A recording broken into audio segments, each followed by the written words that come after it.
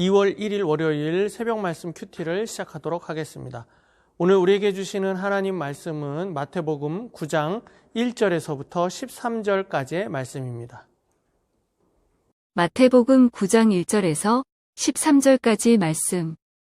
예수께서 배에 오르사 건너가 본 동네에 이르시니 침상에 누운 중풍병자를 사람들이 데리고 오거늘 예수께서 그들의 믿음을 보시고 중풍병자에게 이르시되 작은 자야 안심하라 내 죄 사함을 받았느니라. 어떤 서기관들이 속으로 이르되 이 사람이 신성을 모독하도다. 예수께서 그 생각을 아시고 이르시되 너희가 어찌하여 마음에 악한 생각을 하느냐. 내 죄 사함을 받았느니라 하는 말과 일어나 걸어가라 하는 말 중에 어느 것이 쉽겠느냐. 그러나 인자가 세상에서 죄를 사하는 권능이 있는 줄을 너희로 알게 하려 하노라 하시고 중풍병자에게 말씀하시되 일어나 내 침상을 가지고 집으로 가라 하시니 그가 일어나 집으로 돌아가거늘 무리가 보고 두려워하며 이런 권능을 사람에게 주신 하나님께 영광을 돌리니라. 예수께서 그 곳을 떠나 지나가시다가 마테라 하는 사람이 세관에 앉아있는 것을 보시고 이르시되 나를 따르라 하시니 일어나 따르니라.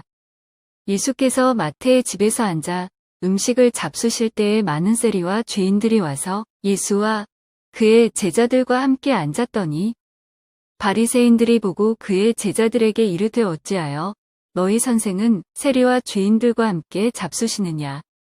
예수께서 들으시고 이르시되 건강한 자에게는 의사가 쓸데없고 병든 자에게라 쓸데 있느니라. 너희는 가서 내가 긍휼을 원하고 제사를 원하지 아니하노라 하신 뜻이 무엇인지 배우라. 나는 의인을 부르러 온 것이 아니요 죄인을 부르러 왔노라 하시니라. 오늘 말씀은 마태복음 9장의 말씀입니다. 우리 마태복음 9장의 말씀을 조금 이해하려면 앞에서부터 설명을 조금 드려야 됩니다. 우리가 앞에 산상수훈에 관한 말씀을 7장까지 보았습니다.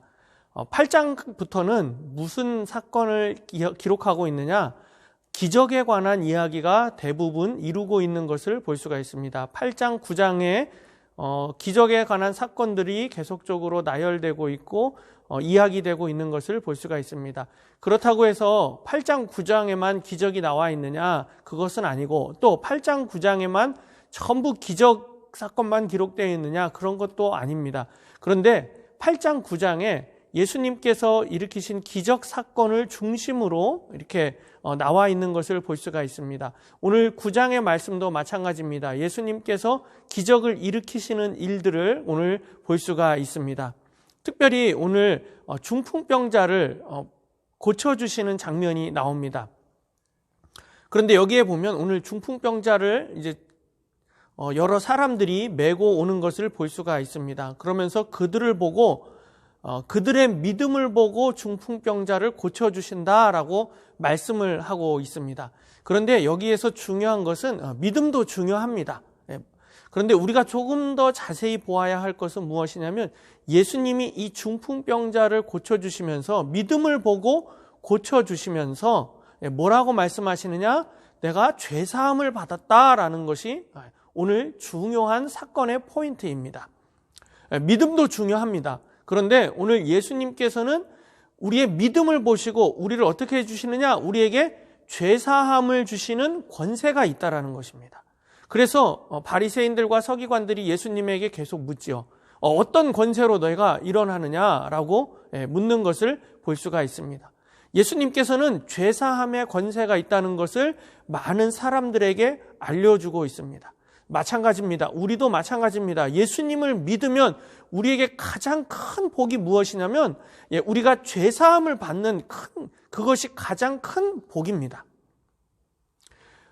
아담으로부터 우리에게는 원죄가 있습니다. 그런데 그 원죄는 씻을 수가 없습니다. 그런데 누가 씻어주시느냐? 누가 우리의 죄를 사해 주시느냐? 예수님께서 우리의 죄를 사해 주시는 권세가 있다라는 것입니다. 그래서 오늘 이 사건에서도 중요한 관점은 예수님께서 중풍병자에게 기적을 일으키는 것도 중요하지만 죄사함을 주셨다라고 하는 것이 우리에게 더 큰 말씀입니다. 우리 사랑하는 성도님들, 오늘도 우리가 하나님 앞에 나와서 하나님 잘못한 것이 있으면 하나님 앞에 회개하는 여러분들 되시기를 바랍니다. 지금 코로나 사태로 인하여서 한국 교회가 굉장히 어려운 가운데 있습니다. 그런데 한국 교회가 하나님 앞에 죄사함을, 사람들 앞에 또 우리가 잘못했습니다라고 하는 그런 죄사함이 있어야 되는 것입니다.